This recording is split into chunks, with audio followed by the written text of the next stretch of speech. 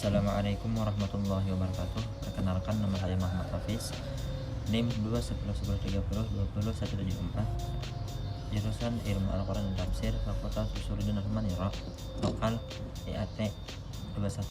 Di video kali ini saya melaksanakan tugas akhir semester dari mata kuliah Bahasa Indonesia. Di video kali ini saya akan membahas tentang kalimat efektif. Apa sih kalimat efektif?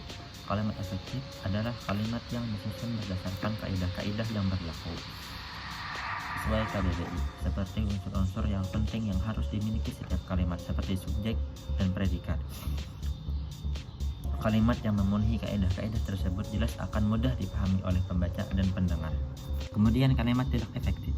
Kalimat tidak efektif adalah susunan kalimat yang menggunakan terlalu berlebihan. Berlebihan kalimat atau berlebihan kata-kata. Kalimat tidak efektif selalu berbelit-belit dalam penyampaian pesannya. Dan dalam susunan kalimat tidak efektif sering ditemukan penggunaan ejaan dan struktur bahasa yang salah. Yang menyebabkan kalimat tidak efektif adalah yang pertama, tidak memiliki subjek dan predikat. Yang kedua, tidak logis atau tidak jelas. Yang ketiga, tidak hemat atau pemrosesan kata. Yang keempat, ambigu atau maknanya umum. Yang kelima, tidak paralel atau tidak mirip, sejajar atau mirip. Dan yang terakhir, gagasannya tumpang tindih. Suatu kalimat dapat dikatakan sebagai kalimat efektif jika memiliki beberapa syarat sebagai berikut.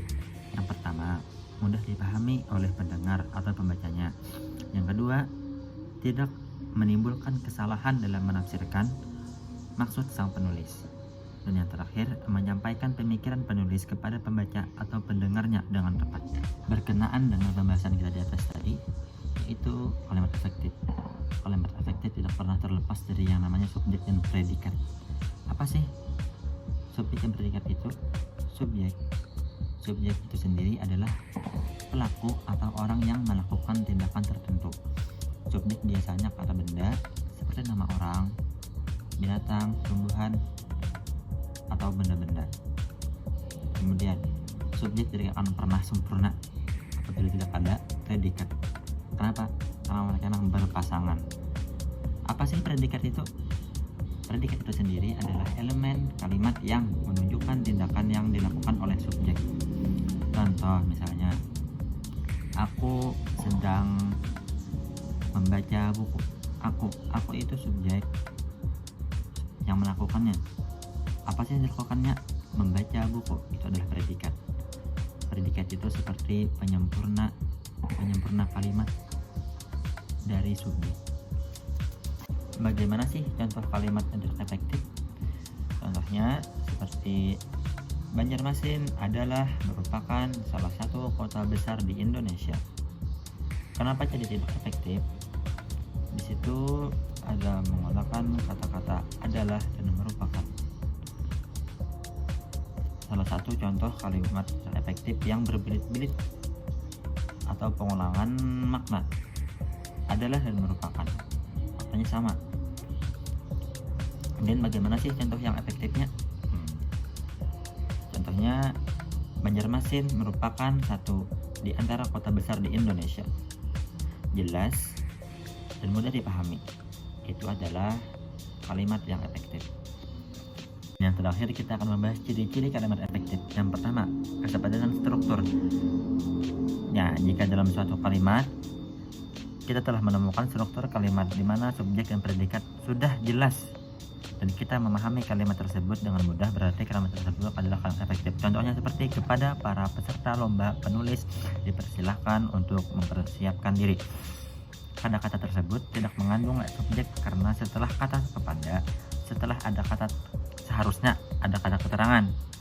Akan tetapi pada kata tersebut setelah kata kepada justru yang adanya subjek bukan keterangan. Jadi yang kalimat yang tepat adalah para peserta lomba menulis dipersilahkan untuk mempersiapkan diri. Nah, begitu. Kata kepada sebaiknya dihilangkan supaya kalimat tersebut lebih efektif. Kemudian ciri yang kedua, kesamaan bentuk. Jika dalam suatu kalimat adanya satu bentuk frasa atau kata yang sama dengan bagian kalimat sebelumnya, berarti hal kalimat tersebut merupakan kalimat efektif. Contohnya seperti, ketika membuat adonan kue, Hal pertama yang dilakukan adalah mencampur bahan, mengaduk, dan membentuk menjadi sebuah kue. Nah, penjelasannya seperti ketika kata kerja pencampuran, mengaduk, dan membentuk tersebut tidak paralel karena ketiga kalimat tersebut memiliki imbuhan yang berbeda.